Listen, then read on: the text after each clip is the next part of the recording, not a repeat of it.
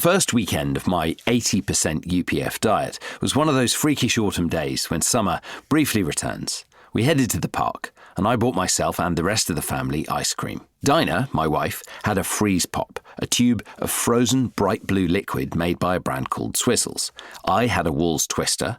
Our 3-year-old Lyra had a giant scoop of pistachio ice cream from a brand called Hackney Gelato, and her 1-year-old sister Sasha managed to scrounge licks off the rest of us. Lyra met 2 friends and sat around in the blazing sunshine with her ice cream, talking about whatever 3-year-olds talk about before going to play on the swings. She handed me her tub of ice cream as she ran off. It was more or less untouched, a perfect glistening green ball of pistachio. And it took me a moment to realise that this was peculiar. How was it still a ball? The outside of the tub was actually warm to the touch. Why hadn't the ice cream melted? I tried a spoonful.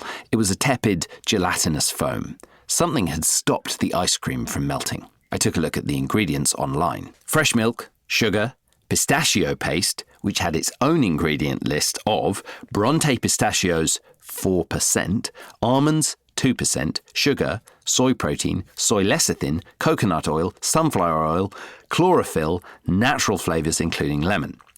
Back to the main ingredients list.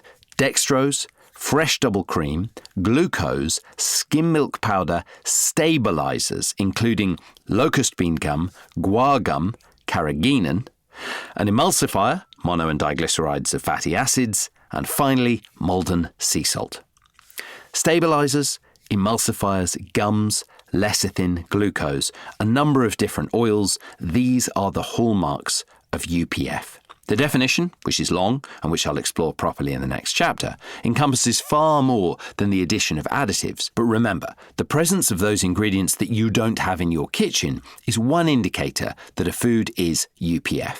As we'll see further on, other aspects of processing are equally, if not more important than the additives when it comes to the effects on the human body. And Hackney Gelato are not alone in using these types of ingredients. They're nearly universal in ice cream you buy in shops, but are not found in typical kitchens. I didn't get exactly why they were all necessary from the manufacturer's perspective. Surely it would be simpler and cheaper to use fewer ingredients. To try to understand why UPF is made the way it is and why it's so ubiquitous, I arranged a meeting with a man named Paul Hart. Paul's a food industry insider. He went straight from school into an apprenticeship at Unilever and stayed for over 20 years, first training as a biochemist and then designing food production systems. There's almost nothing he doesn't know about UPF or the industry that makes it. And he's an original. I worked in the big food industry, man and boy. Too old to die young now. Paul's speech is peppered with little phrases like this, quotes, aphorisms, and they seem to be shortcuts to deeper thoughts. It's as if his brain works faster than his mouth can speak, so he has to reduce everything to the minimum number of words, although there's still a lot of words. Asking Paul questions feels like uncorking a bottle that's under pressure. When I asked if we could have a chat, he sent me a 5-page briefing. I met Paul with his wife Sharon in the McDonald's on Pentonville Road in London. He just returned from the vast Food Ingredients Europe trade show in Frankfurt, and he pulled out bundles of literature from ingredients companies I'd never heard of, spreading them all over the sticky plastic table. Exhibit A, dearie me, this is dreadful, blimey, look at this yoghurt shot. Paul showed me a label with extravagant claims about prebiotics, probiotics and omega-3, and explained that the yoghurt is nothing more than a vehicle to make claims about these other ingredients. You lure the customer in on the basis that some defect in their diet is going to be fixed by swallowing a yoghurt full of additives. Conversations with Paul can become enjoyably, if incomprehensibly, obscure, but yoghurt felt like a good segue for me to ask about why Lyra's ice cream hadn't melted. Chris, we can use ice cream as an example to explain nearly everything about UPF, he told me. Well, this sounded ideal. We left McDonald's for a walk down the Regent's Canal to the station where Sharon and Paul needed to catch their train home.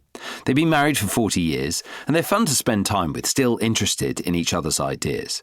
Sharon's a retired nurse, and she helpfully explained things that I seemed confused by. It was the perfect setting to really get into the topic of ice cream, so Paul started talking about a tortilla conference he'd been to.